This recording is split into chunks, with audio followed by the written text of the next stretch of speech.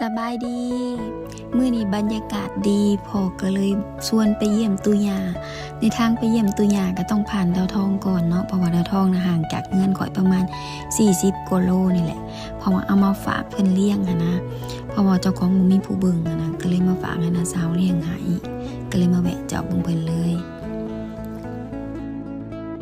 ดาวทองใหญ่ชอบแม่ยังกินนมอยู่ติเนี่ยโคตรเลยเด้อโตนี่เด้อเฮ้ยใหญ่เลยเด้อโตสิได้ลูกเต้าอะไรสิกินนมอยู่นี่ดาวทองเขาครับอะไรลูกก่อนทำไปคอยเบิ่งดูบอกเป็นยังดอกนี่ดาวทองดาวทองเอ้ย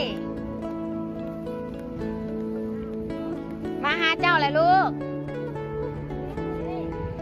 เต็มแล้วนี่ดาวทองนั่นนะลูกดาวทองได้งานสาวสีมาอยู่นี่แหละลูกสมบูรณ์ลูกเลย